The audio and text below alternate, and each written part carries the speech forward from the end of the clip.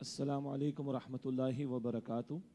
الحمد للہ رب العالمین والصلاة والسلام علی سید الانبیاء والمرسلین، اما بعد فاعوذ باللہ من الشیطان الرجیم، بسم اللہ الرحمن الرحیم۔ یسألونک عن الخمر والمیسر قل فیہما اثم کبیر ومنافع للناس واثمہما اکبر من نفعہما ویسألونک ماذا ينفقون قل العفو كذلك يبين الله لكم الآيات لعلكم تتفكرون صدق الله العظيم۔ اللهم صل وسلم على نبينا محمد رب اشرح لي صدري ويسر لي أمري واحلل عقدة من لساني يفقهوا قولي واجعل لي وزيرا من أهلي آمين یا رب العالمین۔ اللہ رب العالمین کے فضل سے ہم سورۃ البقرہ کا مطالعہ کر رہے ہیں اور آج کا مطالعہ آگے بڑھا رہے ہیں سورۃ البقرہ کی آیت نمبر 219 سے۔ نبی اکرم صلی اللہ علیہ وسلم کی امت سے خطاب چل رہا ہے، 4 لڑیاں، 4 مضامین، عبادات، معاملات، قتال اور انفاق فی سبیل اللہ، یہ مستقل ہمارے سامنے آ رہے ہیں۔ اب جو سلسلہ کلام ہے اس میں ایک اہم سوال جو صحابہ کرام کی طرف سے آیا وہ شراب اور جوئے کے بارے میں تھا۔ ذہن میں رہے کہ شریعت کے کچھ احکامات تدریجاً عطا ہوئے ہیں اور قرآن حکیم میں ہزاروں آیات ہیں، صحابہ کرام کے سوالات چند ایک ملتے ہیں۔ ایک رائے کے مطابق عبداللہ بن مسعود رضی اللہ تعالیٰ عنہ کی رائے کے مطابق 14 سوالات ہیں صحابہ کرام کے جو قرآن پاک میں ملتے ہیں، ان میں سے کچھ آج کے مطالعے میں ہمارے سامنے آئیں گے۔ یہ تمام کے تمام سوالات عمل سے متعلق تھے۔ آج ہمارے یہاں سوالات، ڈیٹا بینک، نالج بینک، پتہ نہیں بہت کچھ ہے، مگر عمل کے میدان میں بڑی کمی کوتاہی کا معاملہ۔ صحابہ کے سوالات وہ عمل سے متعلق تھے۔ 2/3 قرآن نازل ہو چکا ہے، اس سے پہلے مکی قرآن، ایمان کی محنت ہوئی ہے، اب خود سوالات کر رہے ہیں، اس کے بارے میں بتائیے، اس کے بارے میں بتائیے۔ اس پس منظر کو ذہن میں رکھیے۔ شراب اور جوئے کی حرمت کے حوالے سے یہ تدریجاً یعنی گریجولی آنے والے احکامات میں سے مدنی صورتوں میں یہ پہلا حکم ہے۔ سورہ البقرہ آیت نمبر 219 ارشاد ہوا، یسألونک عن الخمر والمیسر، اے نبی صلی اللہ علیہ وسلم وہ آپ سے سوال کرتے ہیں شراب اور جوئے کے بارے میں۔ قل فیہما اثم کبیر ومنافع للناس، آپ فرما دیجئے ان دونوں میں بڑا گناہ ہے اور لوگوں کے لیے کچھ فائدے بھی ہیں۔ وَإِثْمُهُمَا أَكْبَرُ مِن نَفْعِهِمَا، اور ان دونوں کا گناہ ان کے فائدے سے کہیں زیادہ ہے۔ یہ پہلی بات حکم کے طور پر آئی۔ دیکھو شراب اور جوئے کا معاملہ کیا، ان دونوں میں بڑا گناہ ہے اور تھوڑے سے کچھ فائدے بھی ہیں۔ شراب پی کر کوئی سمجھتا ہے کہ غم غلط ہو جائے گا، ہاں زندگی کے نشیب و فراز سے جی چرا لوں گا، تھوڑا سا ذرا میں، اب وہ کیا میں الفاظ استعمال کروں، وہ ٹن ہو کر سمجھتا ہے کہ میں بس سیٹل ہو جاؤں گا، اس کے بعد جو ستیہ ناس ہونا ہے اس کے جسم کا اور اس کی روح کا اور اس کے اخلاق کا، وہ اندازہ نہیں کر پاتا بندہ۔ دوسرا جوئے کا معاملہ بھی کیا ہے، وقتی طور پر کوئی جیت لیتا ہے، پی ایس ایل میں بھی جیت لیتے ہیں لوگ اور کرکٹ کے میچز میں جیت لیتے ہیں۔ وہ ٹرمپ جیسے لوگ جو ہیں وہ ریسلنگ میں جیت لیا کرتے تھے پہلے WWF کے اندر، تو وقتی طور پر ہارتا بھی انسان مگر کبھی کبھی تھوڑا فائدہ بھی اٹھا لیتا ہے۔ لیکن اثمہما اکبر من نفعہما، ان دونوں کا گناہ ان کے فائدے سے کہیں زیادہ ہے۔ تو پہلی بات یہ اللہ کا کلام ہے، ذہن میں رہے، اللہ فرما رہے ان کے فائدے کا معاملہ کم اور گناہ کا معاملہ ان کے فائدے سے زیادہ ہے، تو چوکنے رہو۔ باقی تدریجاً احکامات ہم پڑھیں گے۔ سورہ نساء کی آیت نمبر 43 میں 43 میں نشے کی حالت میں نماز کے قریب نہ جانا، یہ تو بہت بری شے ہے نشہ۔ اور حتمی اور آخری حکم آئے گا سورۃ المائدہ کی آیت نمبر 90 اور 91، 90 اور 91 میں، وہاں بالکل آخری حتمی حکم آئے گا۔ یہ تدریجاً احکامات ہم پڑھتے جائیں گے، سمجھتے جائیں گے اور تفصیل انشاءاللہ ہمارے سامنے آتی جائے گی۔ تو یہ پہلا حکم آ گیا اس کے تعلق سے۔ اور غور کیجئے گا، یہ ایمان کی محنت ہوئی تب خود سوال ہو رہا ہے اس کے بارے میں کیا فرماتے، اس کے بارے میں کیا فرماتے۔ یہ حس بندہ مومن کی بیدار ہونی چاہیے کہ کہیں میں اللہ کی نافرمانی میں مبتلا تو نہ ہو رہا ہوں، کہیں میں حرام میں مبتلا تو نہیں ہو رہا۔ یہ حس بیدار ہوتی ہے ایمان کی محنت کے نتیجے میں۔ وَيَسْأَلُونَكَ مَاذَا يُنْفِقُونَ، اور اے نبی علیہ السلام آپ سے سوال کرتے ہیں کیا خرچ کریں۔ قُلِ الْعَفْوَ، آپ فرما دیجئے جو بھی ضرورت سے زیادہ ہو۔ اللہ اکبر، یہ بڑی اہم بات آ رہی ہے، کیا خرچ کریں، یہ بھی سوال ہے صحابہ کا، عملی سوال۔ تو ایک مراد ہے کتنا خرچ کریں، فرمایا قُلِ الْعَفْوَ، آپ فرما دیجئے جو بھی ضرورت سے زیادہ ہو۔ ویسے اس کا مطلب ہوتا ہے چھوڑ دو، بس جو رہ گیا جانے دو، اس کو نکال دو اس کو۔ داڑھی کے بارے میں حدیث میں ذکر ہے اوف اللحا، اس داڑھی کو معاف کر دو بھائی کیا مطلب ہے، اس کو بڑھنے دو. اعف اللحا، یہ حدیث میں جو ہے وہ الفاظ آئے کہ داڑھی کو معاف کر دو، بڑھنے دو. قل العف، جو رہ گیا جانے دو، نکال دو راہ خدا میں. یہ آئیڈیل ترین بات ہے. کم از کم تقاضا کیا ہے؟ زکوٰۃ کا ادا کرنا. کم از کم تقاضا مال کے انفاق میں کم از کم تقاضا زکوٰۃ کا ادا کرنا. میکسیمم کیا ہے؟ ضرورت پوری ہو گئی دے دو اللہ تعالیٰ کی راہ میں. اس سطح پر تو حضور نے زندگی بسر کی ہے صلی اللہ علیہ وسلم. آئیڈیل اونچا رکھنا چاہیے تاکہ بندہ بہتری کی طرف جاتا رہے، اس کی زندگی میں بہتری آئے، قرب الہی میں اضافہ ہو اور آخرت کے اجر و ثواب میں بھی وہ آگے بڑھتا چلا جائے. فرمایا کہ قل العف، آپ فرما دیے جو بھی ضرورت سے زیادہ ہو. جتنا ایمان بڑھے گا آخرت کی فکر بڑھے گی اور bank of Allah in limited میں بندہ جمع کرانے کی کوشش کرے گا. کدھر؟ The bank of Allah in limited میں. جتنا ایمان بڑھے گا بندہ اور آگے بڑھتا چلا جائے گا راہ خدا میں خرچ کرنے کے اعتبار سے. ایک منیمم ہے کم از کم زکوٰۃ اور ایک میکسیمم ہے ضرورت سے زیادہ جو ہے وہ خرچ کر دو. آپ اپنا طے کریں گے، میں اپنا طے کروں گا، ہر بندہ اپنا طے کرے گا کتنا اس کا ایمان بڑھتا جا رہا ہے اور کتنا وہ اللہ کی راہ میں آگے سے آگے لگائے. فرمایا کذالک یبین اللہ لکم الآیات لعلکم تتفکرون. اسی طرح اللہ تمہارے لیے احکام کو کھول کھول کر وعدے فرماتا ہے تاکہ تم غور و فکر کرو. فی الدنیا والآخرہ، دنیا اور آخرت کے معاملات میں غور و فکر کرو. تم نے دنیا میں رہنا ہے، دنیا کے معاملات میں بھی غور و فکر کرو. ترک دنیا دین نے نہیں سکھایا، رہبانیت دین نے نہیں سکھائی جو کہ مسیحیت کے ماننے والوں نے اختیار کی. دنیا کے معاملات پر غور کرو، فکر کرو. رہنا ہے، جینا ہے، یہی خلافت کے نظام قائم کرنے کی جد و جہد کرنی ہے، اس میں بھی غور کرو اور آخرت کے بارے میں بھی غور کرو. لیکن نسبت تناسب تو رہے نا، ریشو پروپورشن تو رہے. جتنا دنیا میں رہنا ہے، کتنا رہنا ہے؟ تھوڑا سا، اتنی دنیا کی فکر کرو. اور جتنا آخرت میں رہنا اتنا آخرت کی فکر کرو. یہ ریشو پروپورشن ضروری ہے. البتہ دنیا میں رہ رہے ہو یہاں کی بھی فکر کرو اور آخرت کے معاملات میں بھی غور و فکر کرو. ایک اور سوال، وَيَسْأَلُونَكَ عَنِ الْيَتَامَى، اور وہ آپ صلی اللہ علیہ وسلم سے یتیموں کے بارے میں سوال کرتے ہیں. سبحان اللہ، یہ صحابہ کرام کے عملی سوالات ہیں، ہم سے بھی متعلق ہیں. یتیموں کے بارے میں سوال کرتے ہیں. قُلْ إِصْلَاحُ لَهُمْ خَيْرٌ، اے نبی علیہ السلام فرما دیجئے ان کی خیر خواہی بہتر ہے. یہ معاشرے کا ایسا کمزور طبقہ ہے جو ڈپرائیوڈ آف رہ جاتا ہے، باپ کی شفقت نہیں مل پاتی، کبھی مجرمانہ ذہنیت پیدا ہو جاتی ہے، تو اس کو شفقت کی ضرورت ہے. ان کے ساتھ خیر کا معاملہ کرو، بھلائی کا معاملہ کرو، اصلاح کا معاملہ کرو. وَإِن تُخَالِطُهُمْ فَإِخْوَانُكُمْ، اور اگر تم ان کے ساتھ مل جل کر رہو تو وہ تمہارے بھائی ہیں. مل جل کر رہنے سے مراد کیا ہے؟ ایک اور حکم پہلے آیا تھا سورہ بنی اسرائیل کی آیت نمبر 34 میں، لا تقربوا مال الیتیم، یتیم کے مال کے قریب بھی مت جانا الا باللتی ہی احسن، مگر یہ کہ جو بہت عمدہ ہو. اور اس وقت ایک اور ہدایت یہ بھی دی گئی تھی، سورہ انعام میں بھی کچھ پڑھیں گے اور سورہ بنی اسرائیل میں بھی پڑھیں گے. سورہ نساء میں بھی یتیموں کے بارے میں رہنمائی ہے. ایک تعلیم یہ تھی کہ اپنا معاملہ الگ رکھو، ان کا معاملہ الگ رکھو. ایسا نہ ہو کہ تم یتیم کا مال ہڑپ کر جاؤ. وہ تمہاری کفالت میں آیا، اس کے والد نے کچھ مال چھوڑا اور تم وہ ہڑپ کرتے چلے جاؤ، تو اپنا معاملہ الگ، اس کا معاملہ الگ رکھو. یہ ذرا تھوڑا سا احتیاط کا پہلو بتایا گیا. پھر اللہ تعالیٰ نے یہ آسانی بتا دی، وَإِن تُخَالِطُهُمْ فَإِخْوَانُكُمْ، اور اگر تم ان کے ساتھ مل جل کر رہو تو وہ تمہارے بھائی ہیں.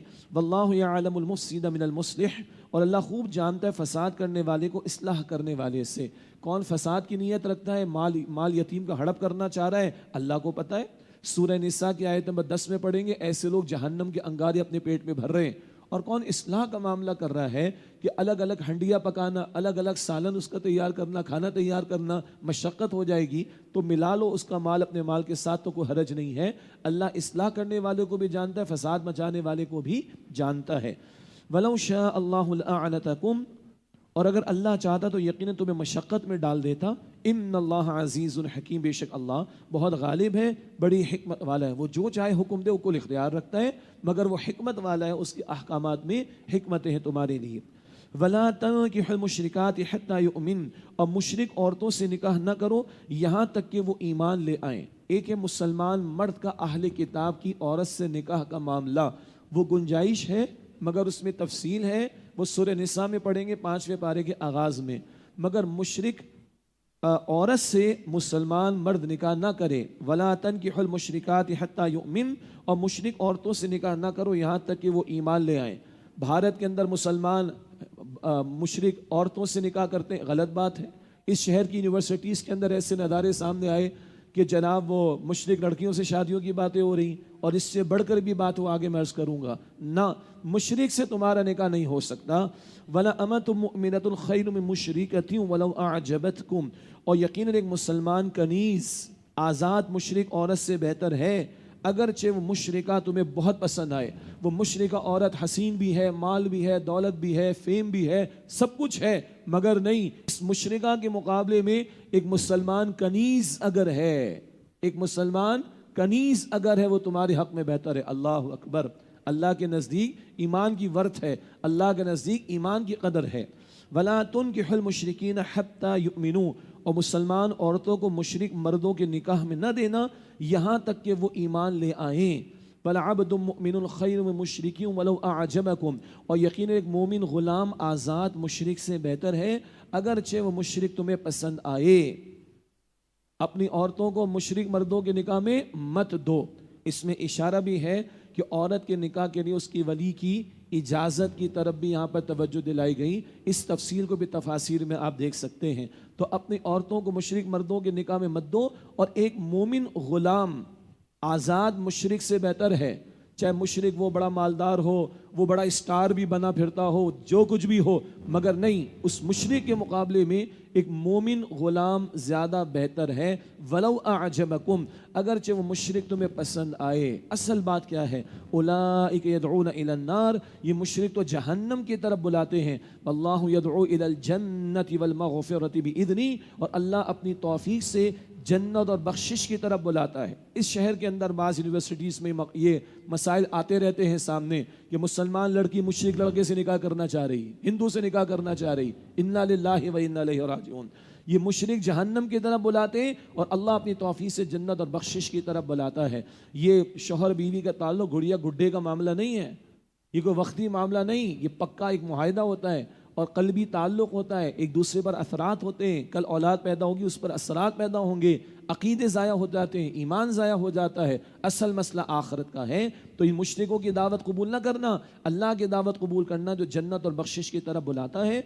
وَيُبَيِّنُ آيَاتِهِ لِلنَّاسِ لَعَلَّهُمْ يَتَذَكَّرُونَ، اور وہ واضح فرماتے اپنی آیات لوگوں کے لیے تاکہ وہ نصیحت حاصل کریں۔ اللہ تعالیٰ شرک اور کفر سے ہمیں بچائے، ایمان پر ثابت قدمی عطا فرمائے، اور یہ نکاح کے معاملات کے حوالے سے بھی یہ جو رہنمائی ہے اس کو پیش نظر رکھنے کی توفیق عطا فرمائے۔ اس وقت ہم کراچی میں بیٹھ کر بات کر رہے ہیں، مگر اللہ کا قرآن سارے عالم کے لیے ہے اور قیامت تک کے لیے ہے، تو یہ ایشوز آتے ہیں، غیر مسلم معاشروں میں زیادہ آتے ہیں، کبھی کبھی مسلم معاشروں میں بھی آتے ہیں، توجہ رہنی چاہیے۔ اس کے بعد اب اگلا جو رکوع شروع ہو رہا ہے، رکوع نمبر 28، نوٹ کیجئے گا، 4 رکوع مستقل اب آئیں گے، رکوع نمبر 28، 29، 30، 31۔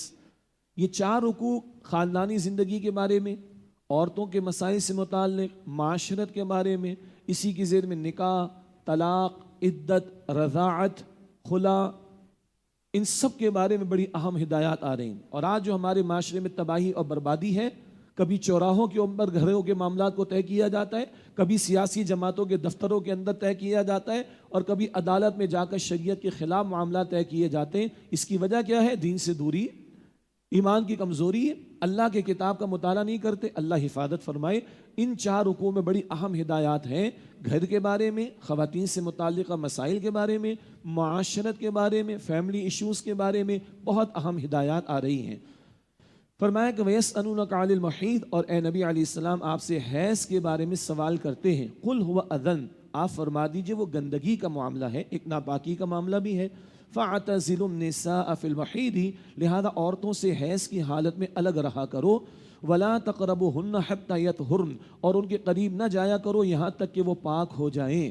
کتنے پیارے انداز میں ذرا پرائیویسی کی باتیں بیان ہو گئیں، اور ان کے قریب نہ جایا کرو یہاں تک کہ وہ پاک ہو جائیں۔ تو یہ جو حیض کی حالت ہے، یہ خاتون کو عام طور پر اس سے گزرنا ہوتا ہے، اس کے بارے میں رہنمائی۔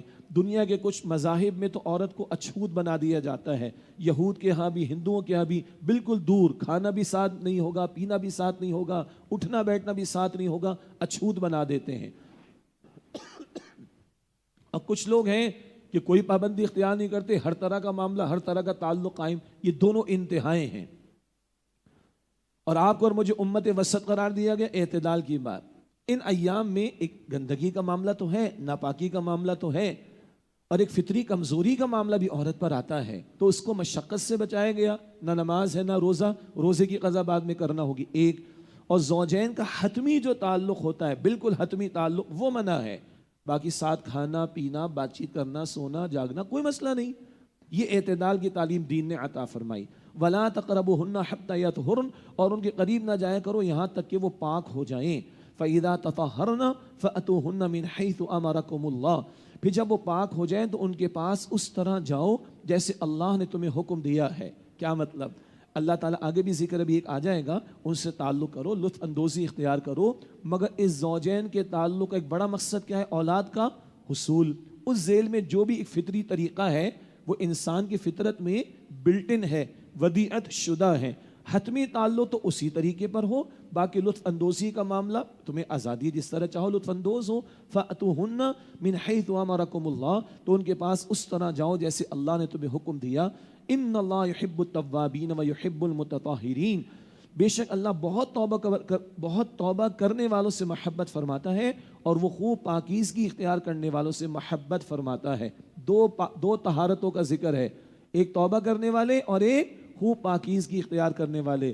ایک توبہ باطن کی، ایک طہارت باطن کی ہے توبہ، ایک طہارت ظاہر کی ہے۔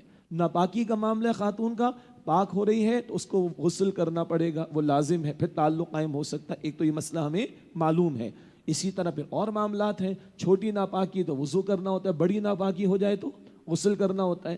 یہ ظاہر کی پاکیزگی ہے، اور باطن کی پاکیزگی کیا ہے؟ بڑا پیارا جملہ ہے، توبہ روح کا غسل ہے۔ توبہ روح کا غسل ہے، گناہوں سے روح آلودہ ہو جاتی ہے، توبہ کیا کرو۔ تو ظاہر کی پاکیزگی بھی لازم ہے اور باطن کی پاکیزگی بھی لازم ہے، اور زیادہ اہم کون سی ہے؟ باطن کی۔ تو توبہ کا ذکر پہلے ہے، اللہ بہت توبہ کرنے والوں سے محبت فرماتا ہے اور وہ خوب پاکیزگی اختیار کرنے والوں سے محبت فرماتا ہے۔ اگلے الفاظ بڑے پیارے ہیں، زوجین کے بارے میں، ان کے تعلق کے بارے میں، مگر بڑے پیارے الفاظ۔ نساؤکم حرث لکم، تمہاری بیویاں تمہاری کھیتیاں ہیں۔ فَأْتُوا حَرْثَكُمْ أَنَّا شِئْتُمْ، تو اپنی کھیتی میں جاؤ جس طرح تم چاہو، لطف اندوزی اختیار کرو جیسے چاہو، سب گنجائش ہے۔ البتہ وہ معاملہ حتمی والا کہ جس میں اولاد کا حصول پیش نظر ہے، وہ فطری طریقہ بندے کے اندر ودیعت شدہ ہے، بندہ اس کو اختیار کرے۔ اب جب کھیتی کہا تو بھائی کھیتی کی حفاظت بھی کرنا پڑتی ہے، اس کو جانوروں سے بچانا بھی پڑتا ہے، باہر کے جو بھی شرور ہوتے ہیں ان سے بچانا پڑتا ہے۔ تو مرد کو کفالت کی ذمہ داری دی گئی، اور گھر کا سربراہ اگر بنایا گیا تو اس نے اپنی اس کھیتی، اپنے گھر کی حفاظت بھی کرنی ہے اور مردانگی کا ثبوت پیش کرنا ہے۔ اللہ کی شریعت نے کفالت کی ذمہ داری مرد پر ڈالی ہے، تو اس کی حفاظت بھی تمہارے ذمہ ہے، یہ بھی بتایا جا رہا ہے مردوں کو۔ فَأْتُوا حَرْثَكُمْ أَنَّا شِئْتُمْ، تو اپنی کھیتی میں جاؤ جس طرح تم چاہو۔ وَقَدِّمُوا لِأَنفُسِكُمْ، اور اپنے لیے نیک اعمال آگے بھیجو۔ یہ زوجین کا تعلق جو ہے نا، یہ بھی ثواب کا باعث ہے۔ سبحان اللہ، حدیث مسلم شریف میں جب زوجین تعلق قائم کرتے ہیں تو یہ صدقہ ثواب کا عمل ہے۔ صدقہ مراد ثواب کا عمل۔ معاف کیجئے گا، عرض کی گئی یا رسول اللہ علیہ السلام، بندہ اپنی فطری خواہش پوری کر رہا ہے، ثواب ملے گا؟ حضور نے بڑا پیارا جملہ عطا فرمایا، اگر یہ حرام میں منہ ڈالے اور زنا کرے تو بتاؤ گناہ ملے گا؟ ملے گا۔ تو حلال کے ذریعے پورا کرے گا تو ثواب ملے گا۔ اچھا، پھر اللہ اولاد عطا فرما دے۔ اچھا، کچھ ٹچی معاملات بھی ہیں، کسی کی اولاد نہیں ہوتی، یہ ہم پڑھ لیں گے سورہ شورا میں آیت 49 50 میں، مگر 25 پارے میں جا کر پڑھیں گے انشاءاللہ۔ لیکن عموم کے اعتبار سے اولاد اللہ عطا فرمائے تو بھائی نیک بناؤ، اس کو نیک بناؤ تو تمہارے لیے صدقہ جاریہ ہے۔ سبحان اللہ۔ تو وَقَدِّمُوا لِأَنفُسِكُمْ، اور اپنے لیے نیک اعمال آگے بھیجو۔ وَاتَّقُوا اللَّهَ وَاعْلَمُوا أَنَّكُمْ مُلَاقُوهُ، اور اللہ تعالیٰ کی نافرمانی سے ڈرو اور خوب جان لو کہ تم اس سے ملنے والے ہو۔ کیا مطلب؟ موت آئے گی، اللہ سے ملاقات ہوگی۔ اللہ ہم سب کو خاتمہ بالخیر عطا فرمائے، ایمان پر خاتمہ عطا فرمائے، اور جب اللہ سے ملے نا تو اللہ ہم سے راضی ہو، ہمیں شرمندگی نہ اٹھانی پڑے، ندامت نہ اٹھانی پڑے، پشیمانی نہ اٹھانی پڑے۔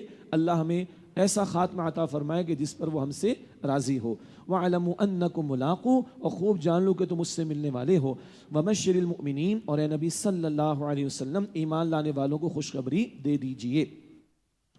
وَلَا تَجْعَلُوا اللَّهَ عُرْضَةً لِأَيْمَانِكُمْ، اور اللہ کے نام کو اپنی قسموں کے لیے آڑ نہ بنایا کرو، أَن تَبَرُّوا وَتَتَّقُوا وَتُصْلِحُوا بَيْنَ النَّاسِ، کہ تم نیکی اور پرہیزگاری اور لوگوں کے درمیان صلح کی کوشش نہ کرو گے۔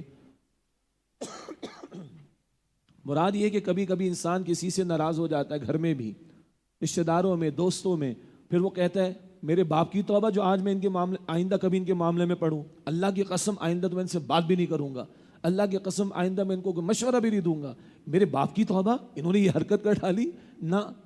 نہ ایسی قسم نہ اٹھاؤ کہ تم اللہ کے نام کو اپنی قسموں کے لیے آڑ بنا لو، کہ تم نیکی کا کام نہیں کرو گے، تم تقوی کا کام نہیں کرو گے، تم لوگوں کے درمیان صلح کرانے کی کوشش نہیں کرو گے، ایسی قسم نہ اٹھاؤ، ایسا معاملہ نہ کرو۔ واللہ سمیع علیم، اور اللہ خوب سننے والا، علم رکھنے والا ہے۔ تمہاری ذات دوسروں کے لیے نفع کا باعث بنے، تم سے لوگوں کو خیر ملے، تم لوگوں کے درمیان توڑ پیدا کرنے والے نہ بنو، جوڑ پیدا کرنے والے بنو، جوڑنے والے بنو، اور تم خیر کی بات کو پھیلانے والے بنو۔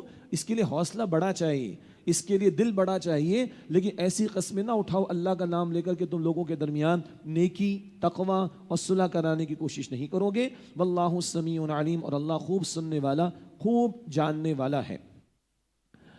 لا یؤاخذکم اللہ باللغو فی ایمانکم، اللہ تمہاری لایعنی قسموں پر گرفت نہیں کرے گا، ولکن یؤاخذکم بما کسبت قلوبکم، لیکن وہ تمہاری ان قسموں پر گرفت کرے گا جن کا ارادہ تمہارے دلوں نے کیا ہے۔ واللہ غفور حلیم، اور اللہ بہت بخشنے والا، بڑا حلم والا ہے۔ لایعنی قسمیں عربوں کا بھی مزاج تھا، واللہ، باللہ، تاللہ، یہ انداز عربی میں اللہ کی قسم بات بات پر۔ اسی طرح ہمارے بھی کاروباری حضرات اور اس طرح کا معاملہ، تو یہ جو لایعنی قسمیں ہیں، بلا ارادہ، انٹینشن نہیں ہوتی، اس پر تو مؤاخذہ نہیں ہوتا اور شریعت کا حکم لاگو نہیں ہوتا، مگر وہ قسم جو تم نے اٹھائی پورے دل کے ارادے کے ساتھ، پورے وثوق کے ساتھ، انٹینشن کے ساتھ، اس پر مؤاخذہ ہوگا۔ تو قسم کے حوالے سے احکامات ہیں، کچھ ابھی آئیں گے آگے چل کر، کچھ آئندہ بھی ذکر آ جائے گا انشاءاللہ۔ تو جو قسم لاگو ہوتی ہے اس کی حفاظت کرنا پڑتی ہے، توڑا جائے اس کو تو اس کا کفارہ دینا پڑتا ہے۔ ایک دو مثالیں ابھی آگے آ رہی ہیں۔ فرمایا واللہ غفور حلیم، اور اللہ بہت بخشنے والا ہے، بڑا حلم والا ہے۔ للذین یؤلون من نسائہم تربص 4 اشہر، جو لوگ اپنی بیویوں کے پاس نہ جانے کی قسم اٹھا لیں ان کے لیے 4 مہینے کی مہلت ہے۔ فَإِن فَاءُوا، پھر وہ اگر اس مدت میں رجوع کر لیں، فَإِنَّ اللَّهَ غَفُورٌ رَحِيمٌ، تو بے شک اللہ بڑا ہی بخشنے والا، نہایت رحم فرمانے والا ہے۔ اس کو کہتے ایلا، یؤلون سے لفظ بنے گا ایلا۔ ایلا کیا ہے؟ عربوں میں ایک مزاج تھا بڑا ظالمانہ، ایک روش کا معاملہ تھا کہ جب موڈ ہوا بس میری بیوی کے پاس میں نہیں جا رہا، میں نے قسم اٹھا لی۔ وہ تیرا دماغ خراب ہے کم بخت، یہ گڑیا گڈے کا کھیل ہے کوئی؟ اور پھر قسم اٹھا کر بیوی کو لٹکتا چھوڑ دیا کرتے تھے، اور وہ بیچاری کی زندگی اجیرن ہو جاتی، لٹکتی رہتی تھی بیچاری۔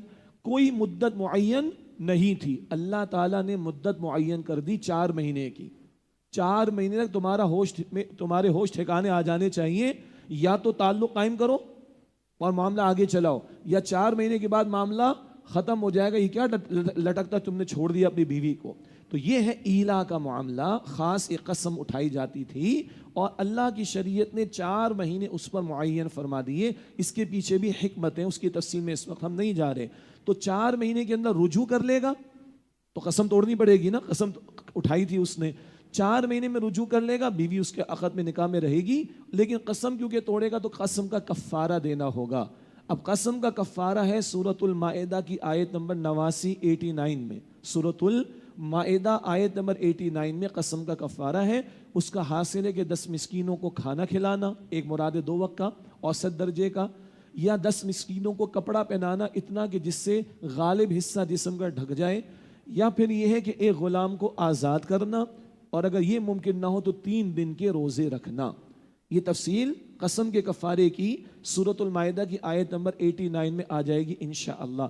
تو یہاں بتایا گیا 4 مہینے کی مہلت ہے، پھر اگر وہ اس مدت میں رجوع کر لیں تو بے شک اللہ بڑا ہی بخشنے والا، نہایت رحم فرمانے والا ہے۔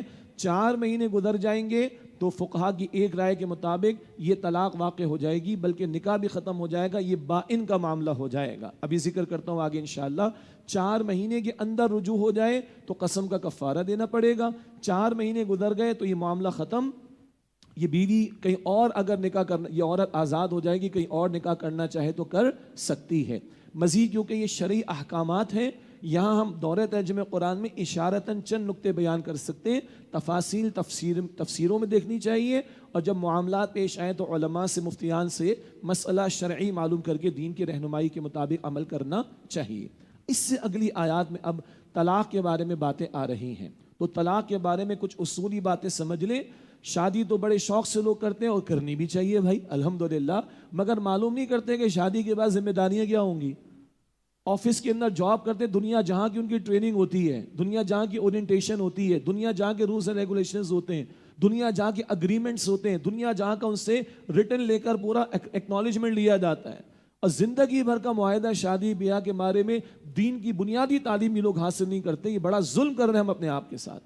طلاق کے بارے میں پہلی بات، انتہائی ناپسندیدہ بات ہے، حلال ہے مگر ایک روایت حدیث کے مطابق حلال چیزوں میں سب سے زیادہ ناپسندیدہ طلاق ہے۔ انتہائی معاملہ ہو تو پھر طلاق کا سوچا جائے، اس سے پہلے اتنے سارے احکامات ہیں۔ خطبہ نکاح میں اور دیگر مواقع پر نبی علیہ السلام 4 آیات کی تلاوت فرماتے تھے، جب وہ مقامات آئیں گے تو ذکر کریں گے انشاءاللہ۔ سورہ آل عمران آیت نمبر 102، سورہ نساء کی آیت نمبر 1 اور سورہ احزاب کی آیت نمبر 70 اور 71۔ یہ 4 مقامات نکاح کے خطبے میں حضور تلاوت فرماتے، بڑی اہم ہدایات ہیں صلی اللہ علیہ وسلم۔ تقوی اختیار کرو اللہ کا، زبان کو کنٹرول میں رکھو، اللہ اور اللہ کے رسول کی اطاعت کرو، اللہ تم پر نگہبان، اللہ تمہیں دیکھ رہا ہے۔ دیگر مقامات پر آتا ہے کہ معافی تلافی کا رویہ اختیار کرو، درگزر کا معاملہ اختیار کرو، اور ایک دوسرے کے ساتھ حسن سلوک کا معاملہ اختیار کرو۔ اگر ایک ادا پسند نہیں آ رہی، مثلا شوہر کو بیوی کی تلاش کرنے کو دوسری ادا پسند آ ہی جائے گی۔ اگر کوئی ناچاقی کا معاملہ تو معاملہ گھر میں سیٹل کرو، گھر میں چلو بستر الگ کر دو، تھوڑی سختی کا معاملہ کر لو۔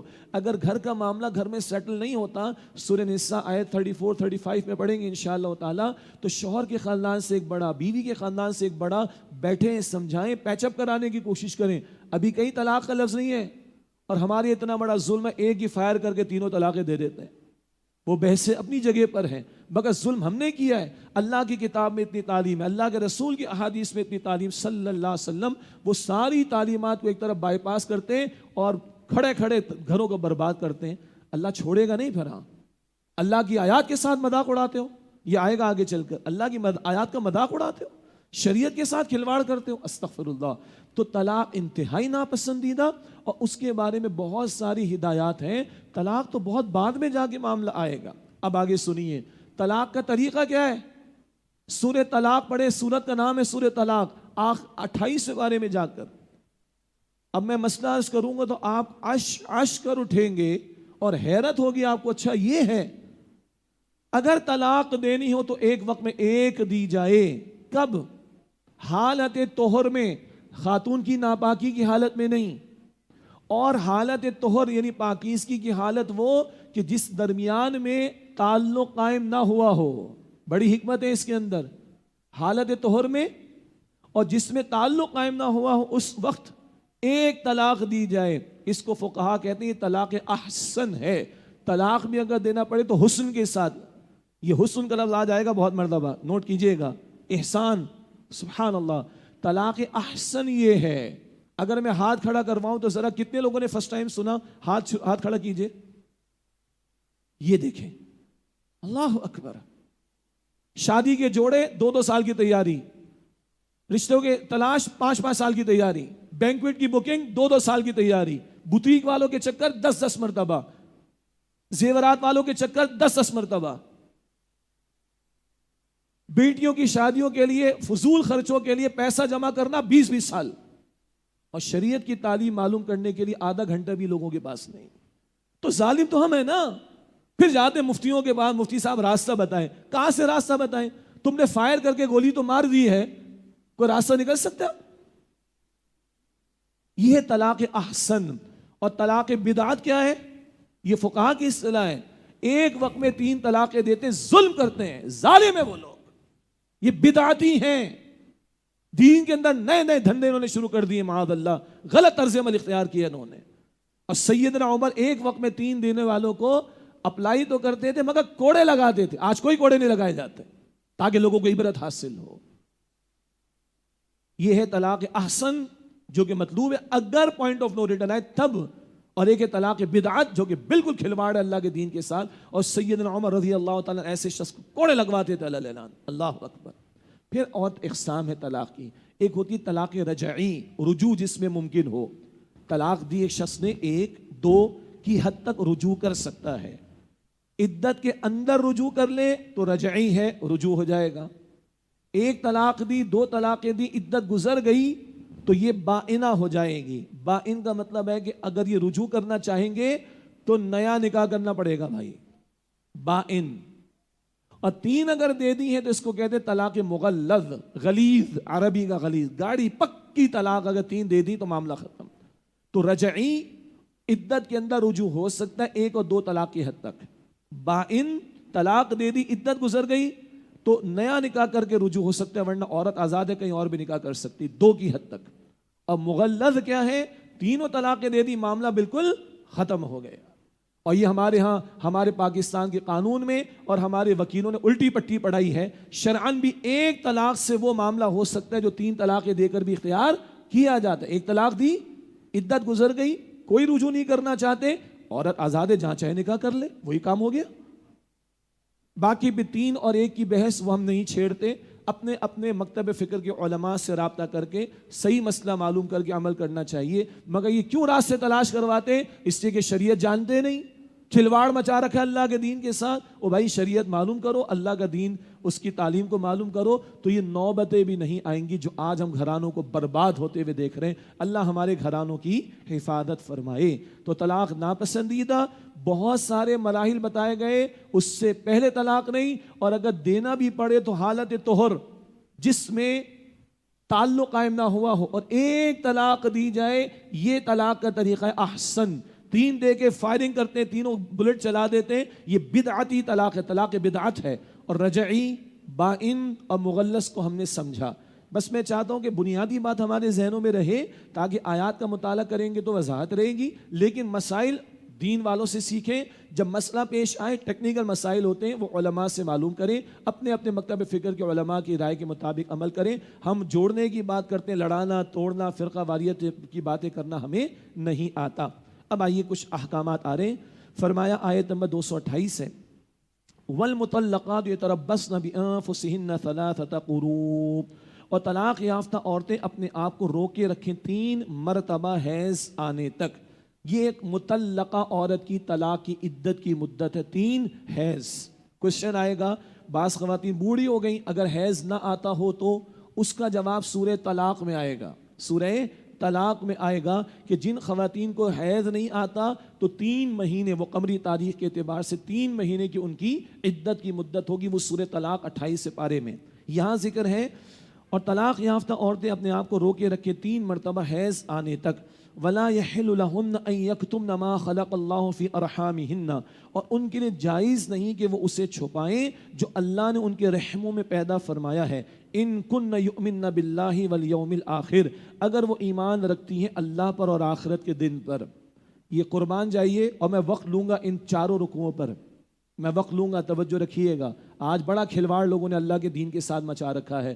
ڈراموں کے اندر اور ڈائلاگز کے اندر عدت کا انکار ہو رہا ہے، عدت کا انکار کیا جا رہا ہے، معاذ اللہ. انا للہ و انا الیہ راجعون. ان احکام کا خیال کون رکھے گا؟ دیکھیے، ان کن یؤمنن باللہ والیوم الاخر، اگر وہ ایمان رکھتی ہیں اللہ پر اور آخرت کے دن پر، تو جو ان کے رحم میں ہے وہ چھپانا جائز نہیں. کیوں؟ ہمارے دین میں نسب کی بڑی اہمیت ہے کہ کون کس کا بچہ ہے، کس کی بچی ہے، یہ نسب. اسی پر محرم نامحرم کے احکامات لاگو ہوں گے. کس کا نکاح کس سے ہو سکتا ہے، کس سے نہیں، احکامات لاگو ہوں گے. انتقال ہوگا تو کون اس کا وراثت میں حصہ پائے گا، اسی پر لاگو ہوگا. یہ نسب کی اہمیت بہت زیادہ ہمارے دین میں ہے.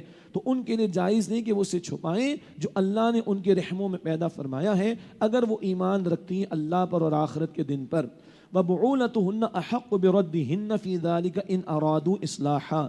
اور ان کے شوہر اس مدت میں انہیں اپنی زوجیت میں لوٹا لینے کے زیادہ حقدار ہیں اگر وہ اصلاح کا ارادہ رکھتے ہوں. طلاق دینے کا حق مرد کو دیا گیا ہے. خلا کا ذکر بھی آ جائے گا آگے چل کر، وہ عورت کے لیے اختیار ہے. تو شوہر نے طلاق دی ہے تو وہ اس مدت میں اس بیوی کو اپنی زوجیت میں لوٹا لینے کا زیادہ حقدار ہے اگر وہ اصلاح کا ارادہ رکھتا ہو. ایک طلاق کی حد تک رجعی لوٹ سکتا ہے معاملہ، 2 طلاق کی حد تک لوٹ سکتا ہے معاملہ، یہ بات آگے بھی آئے گی. وَلَهُنَّ مِثْلُ الَّذِي عَلَيْهِنَّ بِالْمَعْرُوفِ، اور ان کے بھی حقوق مردوں پر ہیں، یعنی بیویوں کے جیسے ان پر مردوں کے حقوق ہیں، یعنی ذمہ داریوں کا معاملہ شرعی دستور کے مطابق. یہ بہت اہم بات ہے. مرد اور عورت کو اللہ تعالیٰ نے پیدا کیا ہے. یہ جو مساوات کے نعرے ہیں یہ غلط نعرے ہیں. کیا مرد اور عورت بالکل برابر ہیں؟ یہ تو بیوقوفی کی بات ہے نا. ہاں انسان ہیں، شرف اللہ نے دیا، اور پھر مسلمان ہوں، سبحان اللہ، پھر دونوں اللہ کو راضی کرنے کی کوشش کریں، خوب محنت کرو بھائی. لیکن فرق تو اللہ نے رکھا ہے. کیا مطلب کہتے ہوئے جھجک آتی ہے مگر لوگ اتنے بےہودہ ہو کر باتیں کرتے ہیں بالکل برابر ہیں. تو کیا مرد بچے کو پیدا کر سکتا ہے؟ بولے بھائی، فنکشن دیا اللہ نے، دودھ پلا سکتا ہے؟ نہیں یار، کیا بے وقوفی کی باتیں کرتے ہو، کیا پاگل بنے کی باتیں کرتے ہو. اللہ نے فزیک میں، سینٹیمنٹس میں، جذبات میں، احساسات میں فرق رکھا ہے. ہاں تو جیسے ان کے بھی حقوق مردوں پر، جیسے ان پر مردوں کے حقوق. مراد کیا ہے؟ جیسے عورتوں کی ذمہ داریوں کا معاملہ ہے ویسے ہی اللہ تعالیٰ نے ان کے حقوق رکھے ہیں. کفالت کی ذمہ داری کس پر ہے؟ مرد پر ہے. تو جب ایک باپ کا انتقال ہوتا ہے تو بیٹے کا حصہ بیٹی کے مقابلے میں دوہرا ہے نا. تو عورت کو ڈیگریڈ نہیں کیا گیا، مرد پر ذمہ داری زیادہ اس مناسبت سے اس کا حق ہے، عورت پر ذمہ داری اس معاملے میں کم اس مناسبت سے ہے. اچھا دوسرا اینگل دیکھیے، سبحان اللہ، حسن سلوک کی بات آئے گی تو پہلے کون ہے؟ ماں، پھر کون؟ ماں، پھر کون؟ ماں، پھر کون؟ باپ. ادھر بیلنس ہو گیا.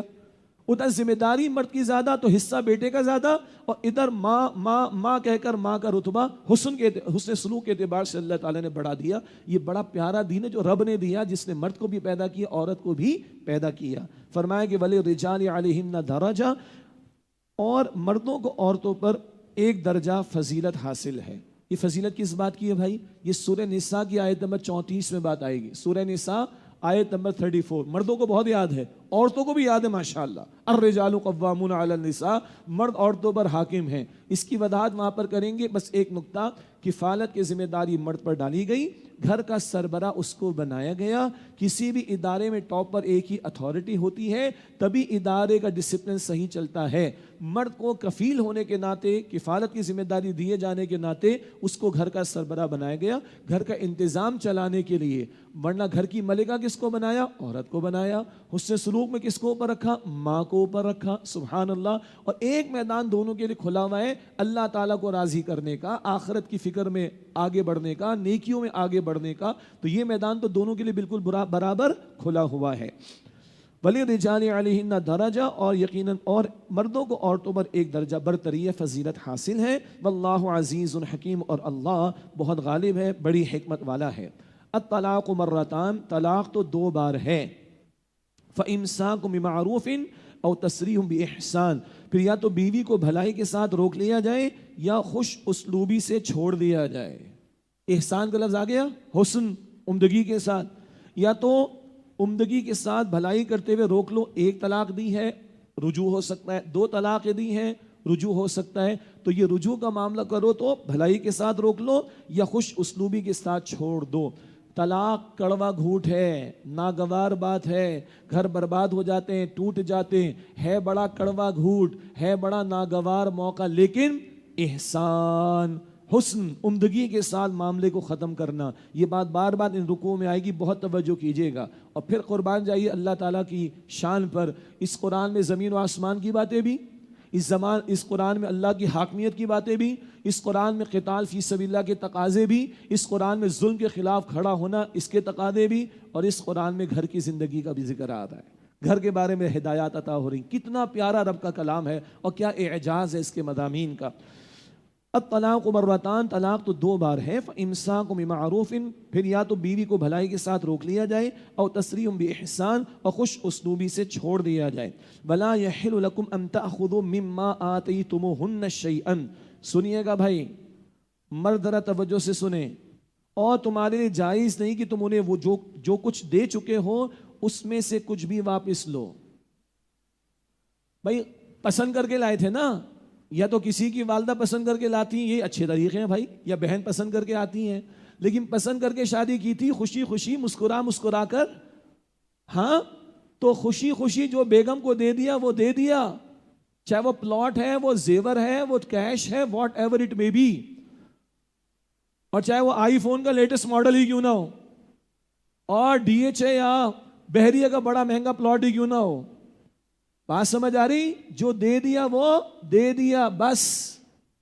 نہیں جی لسٹ نکالیں گے تو ہم نے تمہیں دیا تھا، بھائی خوشی خوشی دیا تھا وہ ہو گیا اس کا. بہت توجہ رکھیے گا. اب سنیں اللہ کے رسول کی حدیث صلی اللہ علیہ وسلم.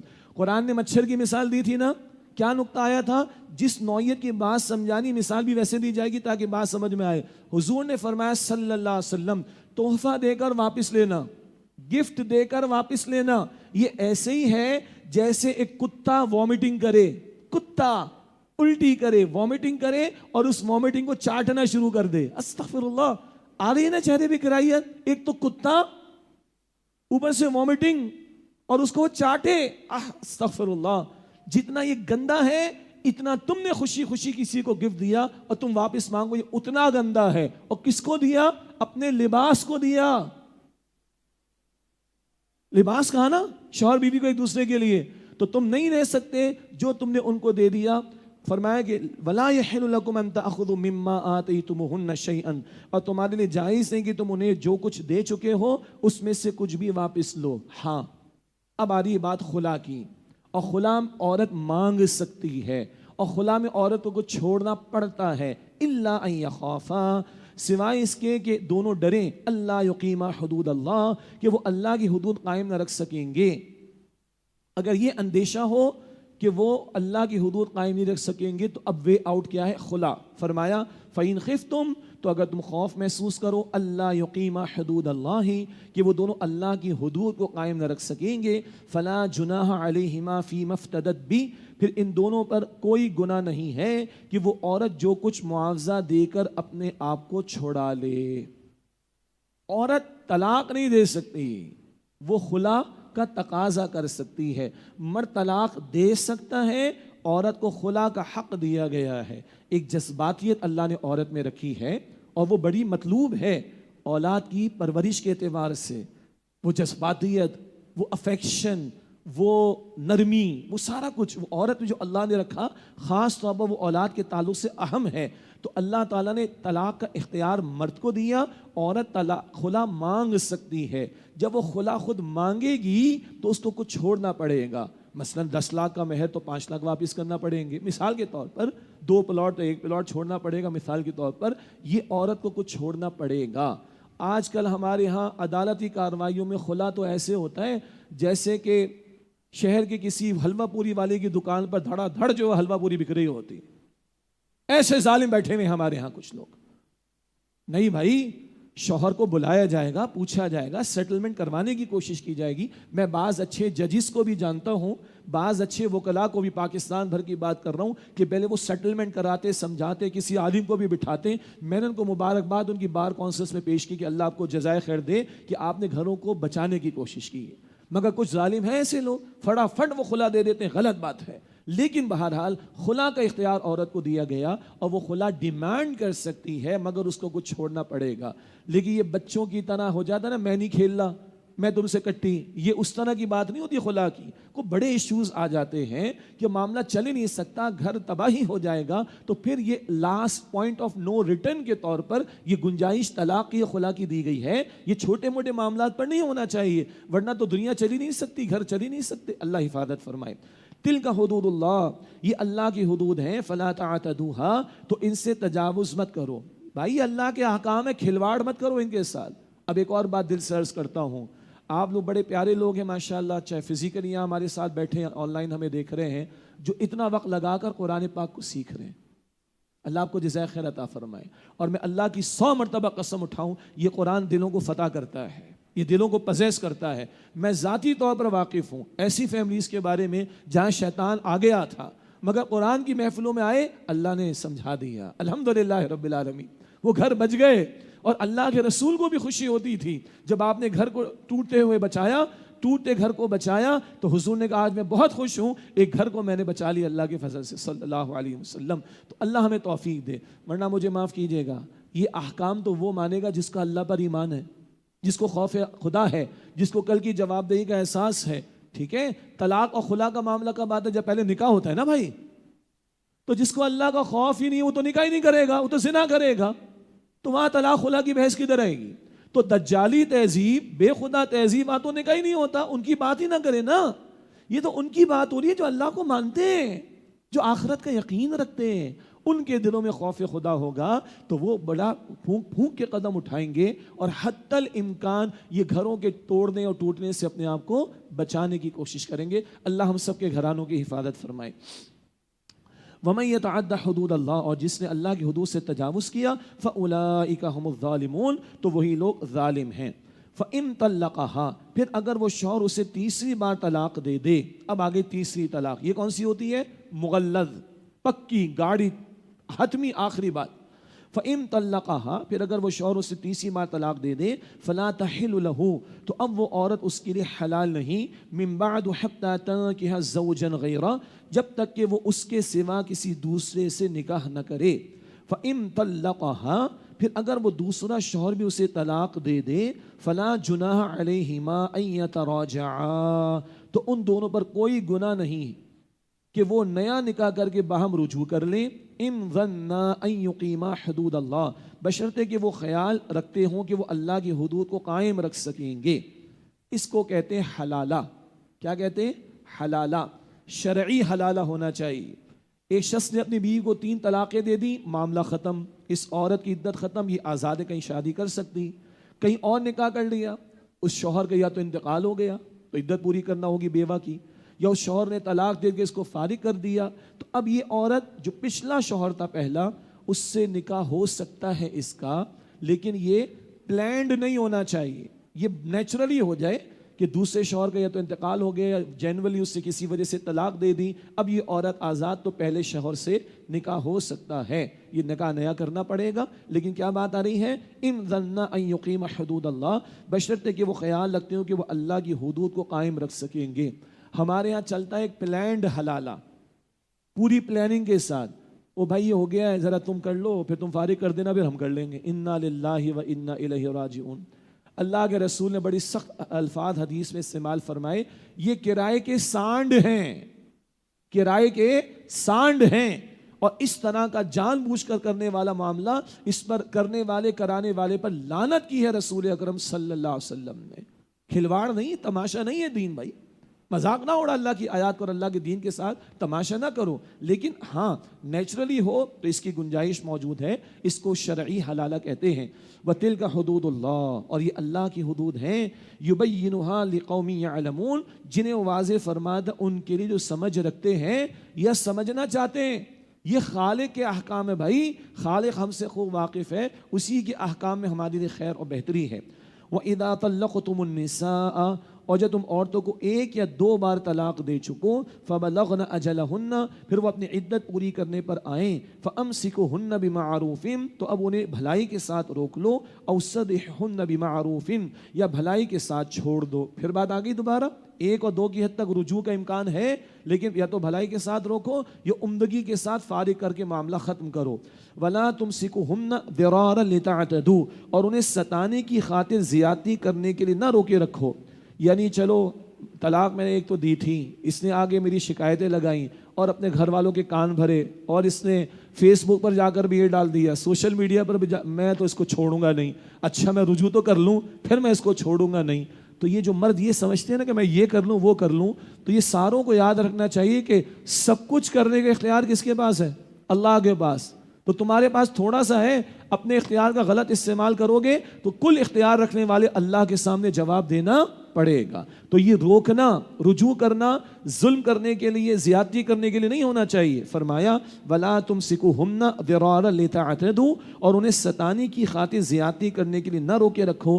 وَمَن يَفْعَلْ ذَلِكَ، اور جس کسی نے ایسا کیا، فَقَدْ ظَلَمَ نَفْسَهُ، تو اس نے اپنی ہی جان پر ظلم کیا۔ وَلَا تَتَّخِذُوا آیَاتِ اللَّهِ هُزُوًا، اور اللہ کی آیات کا مذاق نہ اڑاؤ۔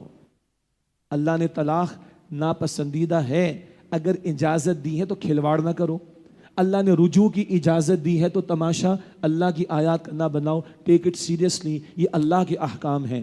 وَاذْكُرُوا نِعْمَةَ اللَّهِ عَلَيْكُمْ، اور اپنے اوپر اللہ کی نعمت کو یاد کرو، وَمَا أَنزَلَ عَلَيْكُمْ مِنَ الْكِتَابِ وَالْحِكْمَةِ يَعِظُكُمْ بِهِ، اور جو اللہ نے تم پر نازل فرمایا کتاب اور حکمت میں سے، اسے بھی یاد رکھو، وہ اس کے ذریعے تمہیں نصیحت فرماتا ہے۔ وَاتَّقُوا اللَّهَ، اور اللہ کی نافرمانی سے ڈرو۔